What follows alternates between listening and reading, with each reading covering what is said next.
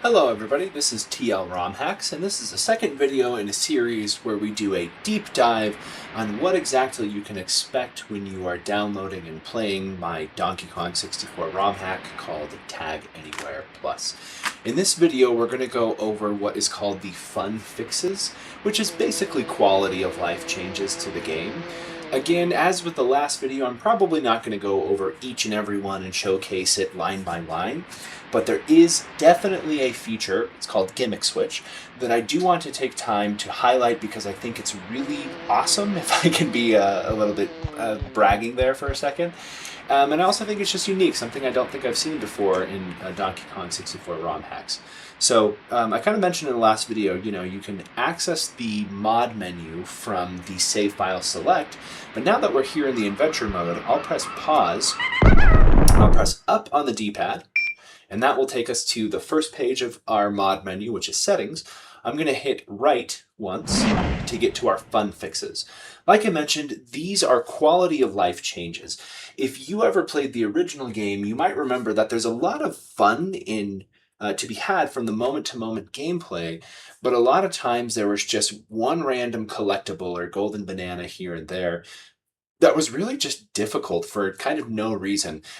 Whether that be something was maybe a little bit glitchy or broken or just rough around the edges, what I've tried to do is give settings here that when turned on, and by the way, these are all on by default, but you can turn them off if there's particular ones you don't want. But when turned on, these should make certain collectibles and golden bananas and just, gameplay processes a little bit less tedious, a little bit more fun, thus the name Fun Fixes. Before I get into the one I really wanted to call out, which again is called Gimmick Switch, it was shown a little bit in the trailer for the game, or for the ROM hack, I should say. But one I want to point out before we get there is Beaver Bother. In the last video I was doing, I talked a little bit about how we have the new bonus barrels, which lets you select which bonus stage you play. So in that video, I kind of stated, well, hey, if you don't ever want to play Beaver Bother to beat the game ever again, you're not forced to. You don't have to anymore.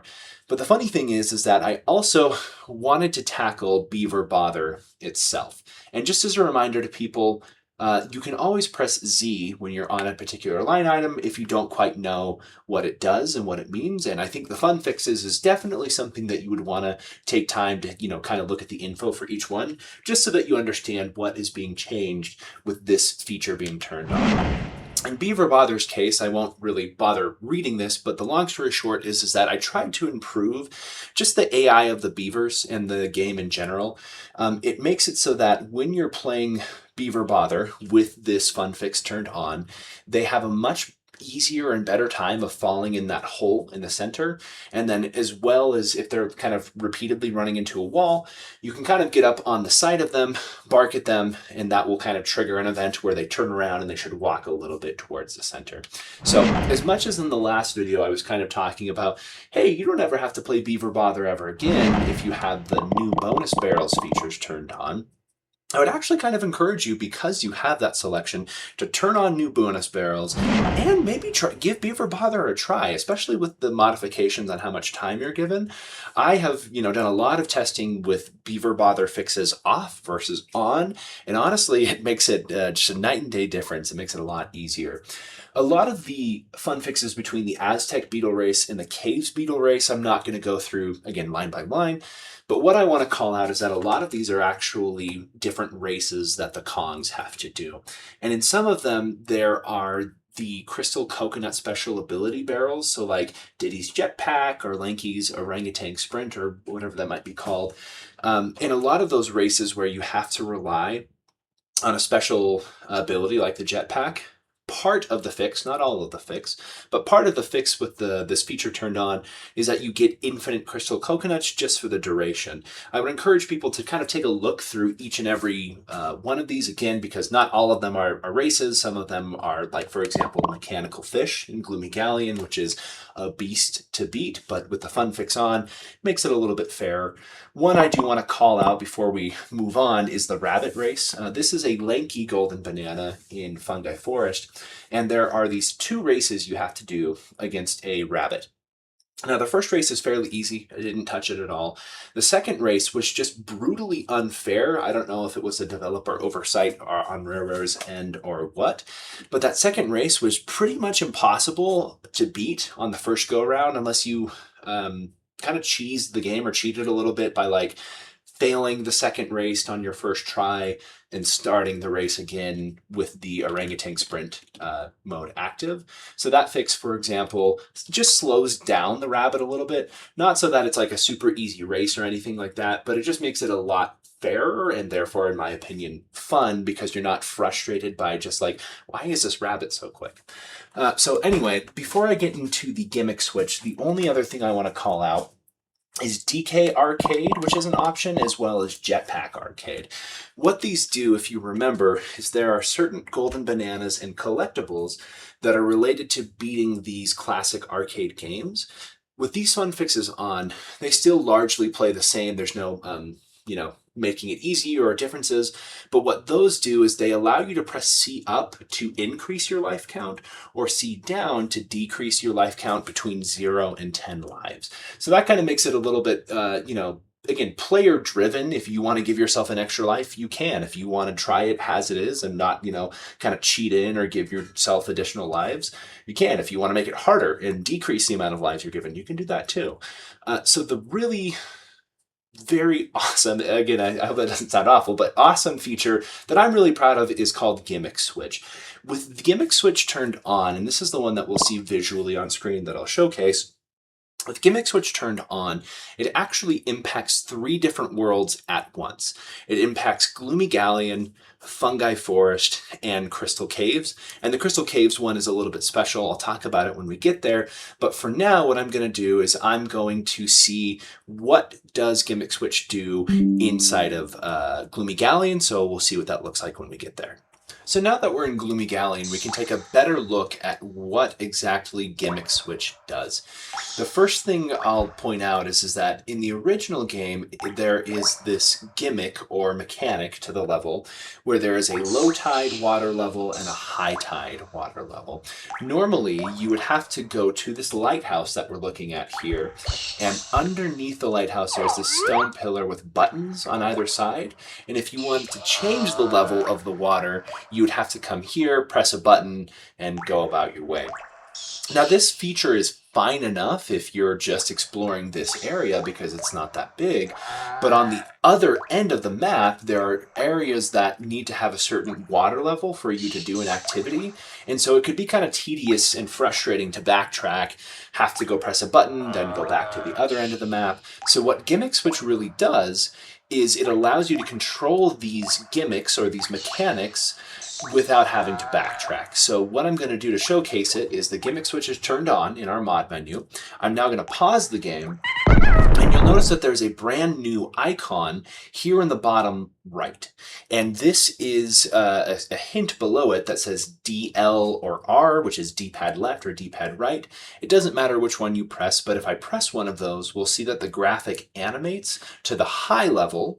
And as I return to gameplay, you can see that the water level has gone up without me having to go into the water and go hit that button. One call that I will have as I walk to another location here is that the water level being high or low is not relevant to every little sub area of Gloomy Galleon. So something like if you're inside the lighthouse, the water level doesn't matter there, so you're not going to see the graphic there. You'll only see that graphic there if Gimmick Switch is turned on and if you're in an area where the water level would actually matter. So here's another area we can look at. The water level is high right now. Again, I'll hit pause, and I'll hit one of the D left or D right buttons. It'll animate. We'll see it go to low. I'll return to gameplay, and the world responds. So this is what we'll see with the next 2 worlds as well. The next world we're going to see the specific implementation of is Fungi Forest. Now that we're in Fungi Forest, we'll be able to see how Gimmick Switch impacts this world's gimmick or mechanic.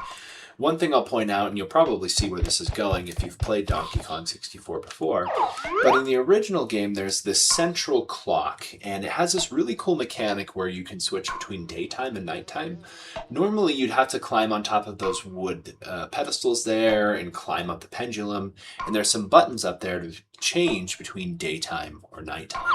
So we will go over here. I'm just going to take some time to walk over, and we'll really see on screen what is the pro or the benefit here to not have to go and backtrack to the clock in comparison to what we have offered through Gimmick Switch. So just right around this corner we'll be able to see it.